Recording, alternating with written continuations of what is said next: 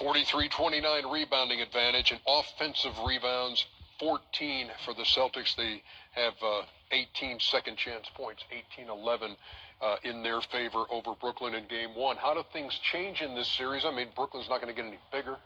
We know Brooklyn is a confident bunch. I know they're in the locker room saying, hey, we got down, we played well. KD's probably saying I didn't play my best, but we can still win. You know, the key when you're playing against a team like Boston, you know, they have that 1-2 punch. You can't let 3 or 4 guys get off.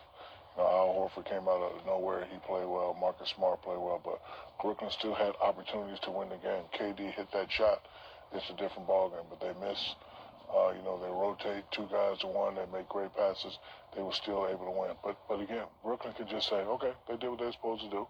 They won 1 game at home, but we have ways to win. We know we can beat these guys on the defensive end. We can't let 3, 4, 5 guys get off. See, this is where I disagree, Shaq. I don't think they're 1-2 punch. That's what I think would make Boston really good, is that Marcus Smart plays well. Even if he doesn't score well, he affects the game defensively. Al Horford stretches the floor. He can shoot the 3. Tice gets offensive rebounds. You got White who comes in. You got even guys like Pritchard who didn't play today, can really shoot the ball coming off the bench. You can't let those guys get off. But I think they do get off. I think those guys are 8 to 12 to 14-point scorers no matter what team they're on. They just happen to be on Boston. So they have a bunch of guys who can get 10 to 12 to 14 points with Tatum and Brown. I think that's what makes them special, and that took them to the next round. Right, that's the average, but you can't let a guy that averages 12 get 20.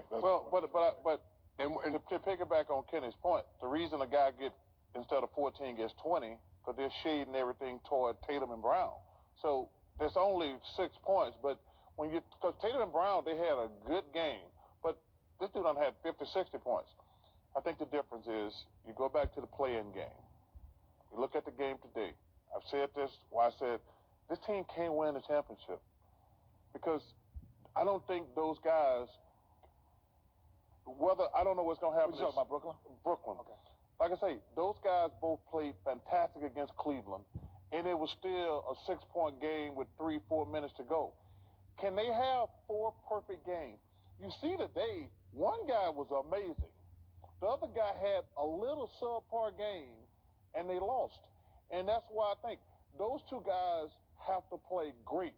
One of them can't play great. They both have to play great. And I thought you saw a perfect example of that today, to be honest with you. And I just think inside is going to continue to be a problem for Brooklyn against this team. Not only did Horford have 20 and 15, but points in the paint, 56 to 32 Boston.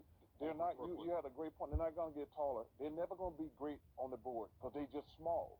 But they still have 2 nuclear weapons that, if they both play great, they're going to have a chance every game. They're going to get out-rebounded every game. But when you have 2 guys like that, and like I say, I just said it's not enough. No, KD has to play great. Kyrie was great today.